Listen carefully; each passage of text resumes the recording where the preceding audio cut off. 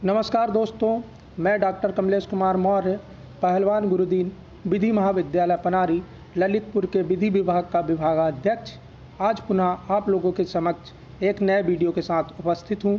आज के इस वीडियो में हम जानेंगे अपकृत विधि के अंतर्गत क्षति की दूरस्थता का सिद्धांत, doctrine of remoteness of damage. इससे पहले कि मैं अपना व्याख्यान प्रारंभ करूं, कृपया आप हमारे इस चैनल को लाइक करें, अपने दोस्तों में अधिक से अधिक शेयर करें एवं इस चैनल को अनिवार्य रूप से सब्सक्राइब करें। आइए जानें क्षति की दूरस्थता का सिद्धांत। विधि का यह सुस्थापित सिद्धांत है कि किसी भी व्यक्ति को उसके लापरवाही पूर्वक कृत्यों से उद्भूत होने वाली प्रत्येक हानि के लिए उत्तरदायी नहीं ठहराया जा सकता है, क्योंकि किसी भी कृत्य के परिणामों की सीमा नहीं होती। वह केवल उन्हीं परिणामों के लिए उत्तरदायी हो सकता है जो उसके कृत्य से सीधे संबंधित हो। अभिप्राय यह हुआ कि अपकृत विधि के अंतर्गत कोई व्यक्ति किसी अन्य व्यक्ति के विरुद्ध नुकसानी का वाद केवल तभी ला सकता है जब ऐसे कृत्य से कारित क्षति उस कृत्य का सीधा या प्रत्यक्ष परिणाम हो। दूसरे शब्दों में यह कहा जा सकता है कि अपकृत से कारित क्षति का उस अपकृत से सीधा संबंध हो। यदि कृत्य एवं क्षति में सीधा संबंध नहीं है तो ऐसे कृत्य के लिए नुकसानी का वाद नहीं लाया जा सकता है।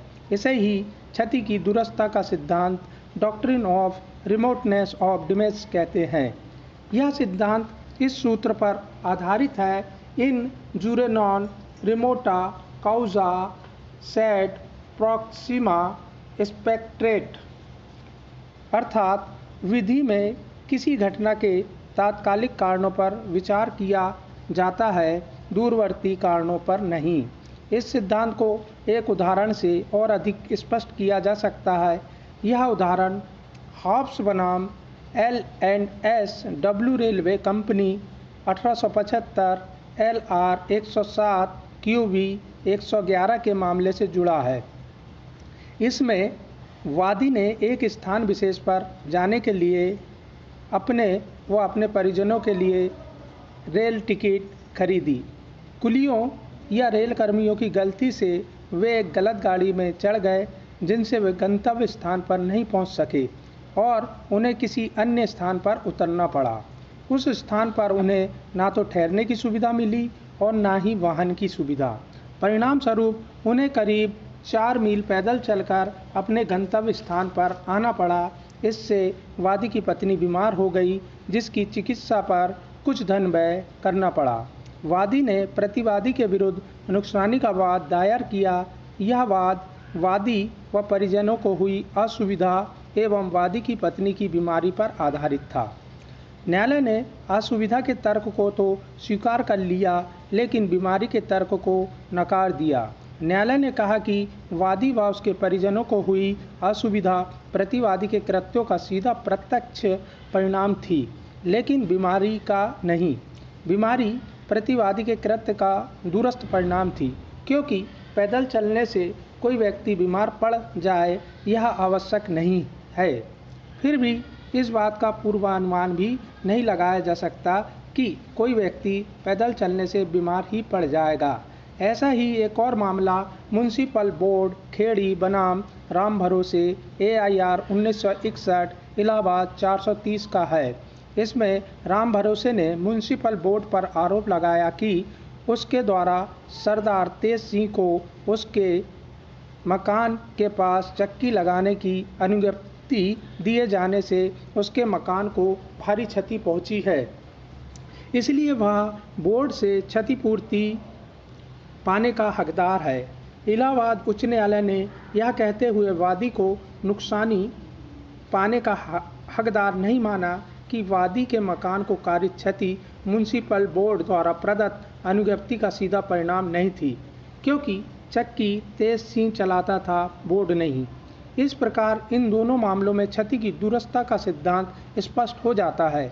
इनसे यह भी स्पष्ट होता है कि कोई भी व्यक्ति अपने कृत्य के तात्कालिक परिणामों की परिकल्पना तो कर सकता है, लेकिन दूरस्थ या दूरवर्ती परिणामों की नहीं।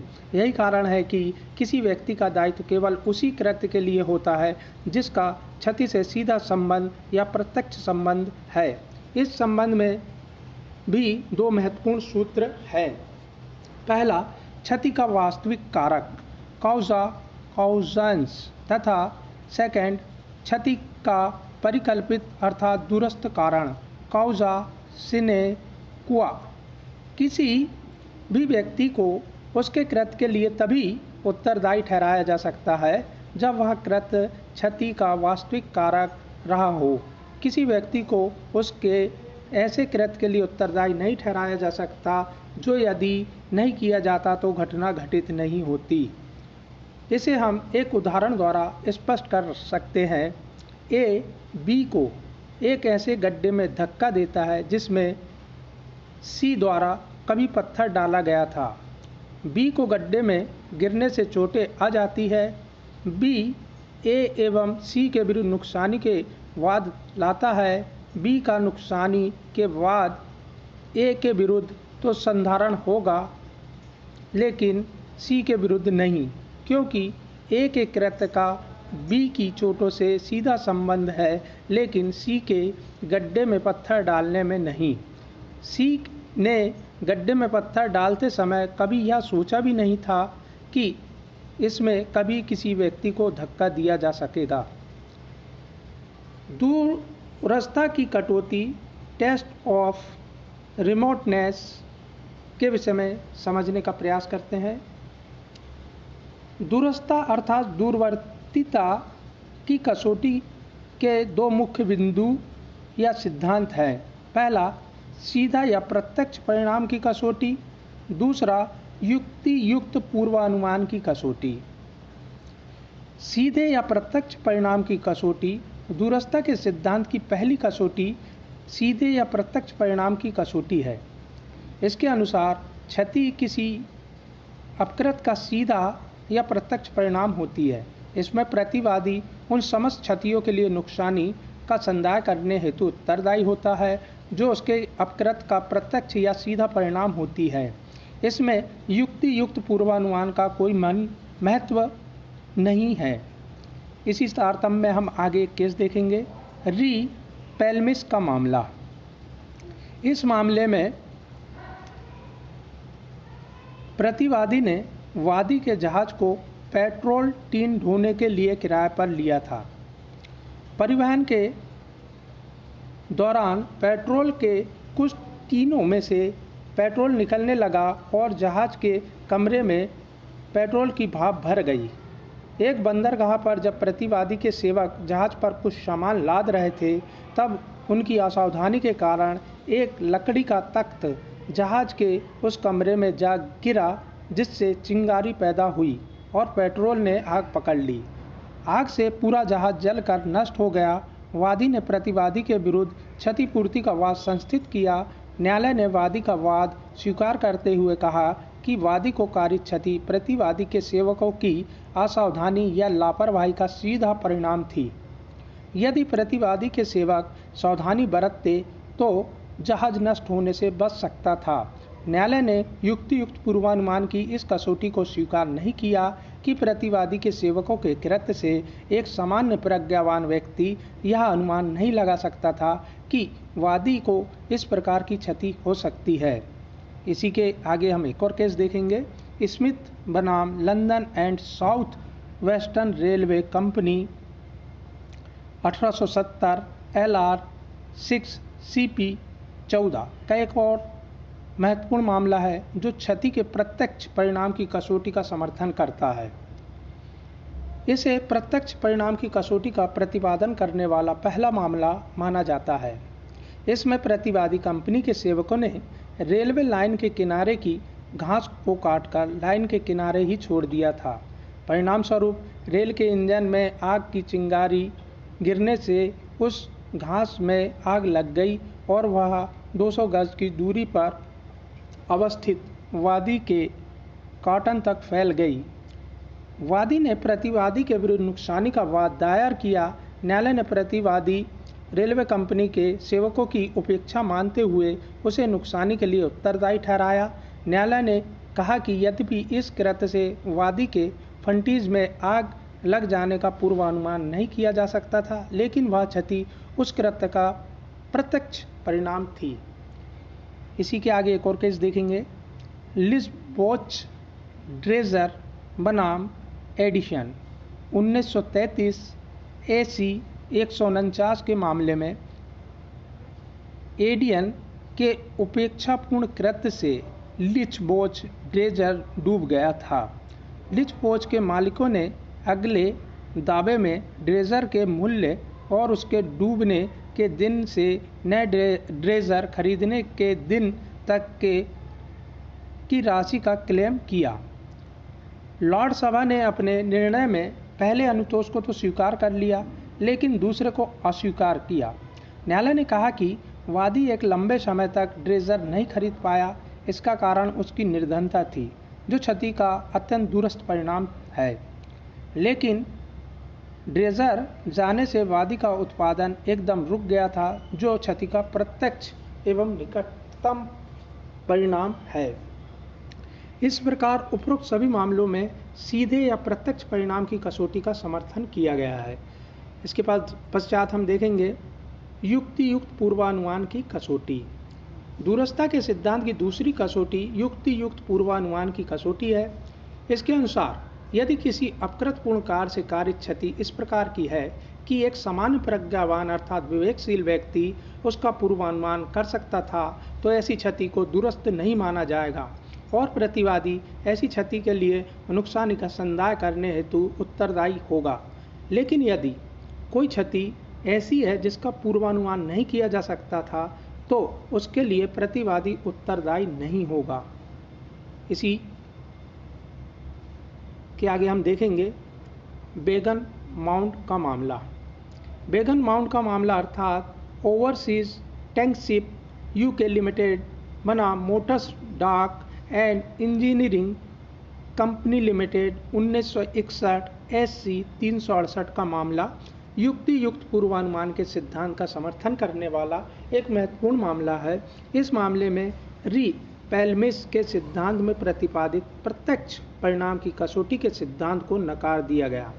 इसमें अभिलाषी द्वारा तेल से चलने वाला पोत बेगन माउंट चार्टर किया गया था और वह सिडनी पोर्ट पर ईंधन ले रहा था। वहां से लगभग 600 फीट की दूरी पर प्रत्यार्थियों का एक घाट था, जहां पर एक पोत की मरम्मत हो रही थी और कुछ वेल्डिंग का काम भी चल रहा था। अपीलार्थी के सेवकों की उपेक्षा के कारण अत्यधिक मात्रा में तेल पानी पर बिखर गया। इसके लगभग 70 घंटे बाद प्रत्यार्थियों के घाट से गला हुआ धातु तैरती हुई बेकार रुई पर पड़ गया, जिससे तेल में आग पकड़ ली और इससे घाट तथा उसके उपस्करों को गंभीर क्षति कारित हुई। प्रिवी काउंसिल द्वारा यह निर्धारित किया गया कि इस मामले में अपीलार्थी द्वारा यह पूर्वानुमान नहीं किया जा सकता था कि बिखरे हुए तेल में आग लग जाएगी, अतः वे इसके लिए उत्तरदायी नहीं है। यद्यपि क्षति का प्रत्यक्ष कारण अपीलार्थियों के सेवकों का उपेक्षापूर्ण कृत्य था।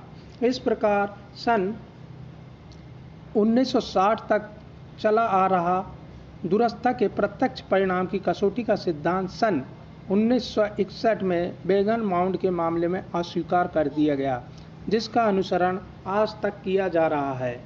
इसी के आगे हम एक और केस देखेंगे SCM UK limited versus WJ Wheat and sons limited 1971 QB 337 का मामला दूरस्थता के युक्तियुक्त पूर्वानुमान की कसौटी का एक और महत्वपूर्ण मामला है।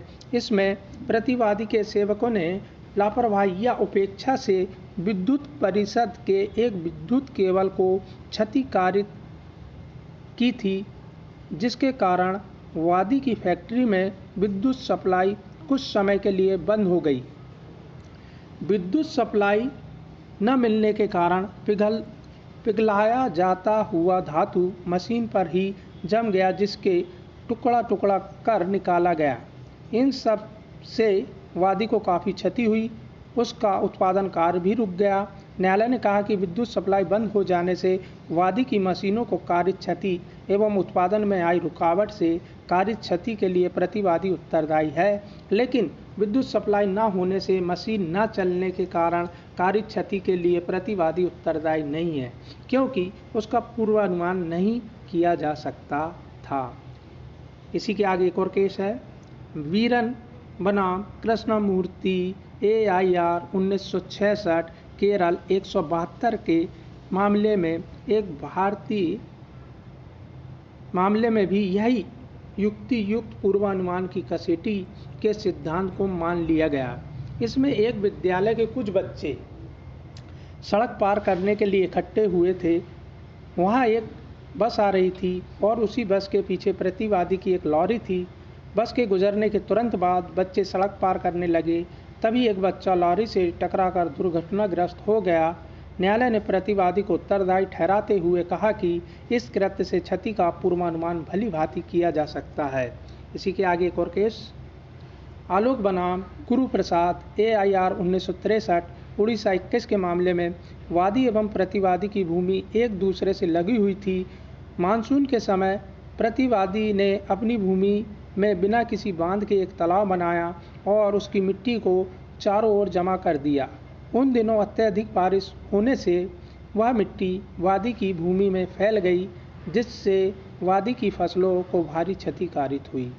इस मामले में न्यायालय ने प्रतिवादी को दोषी नहीं माना।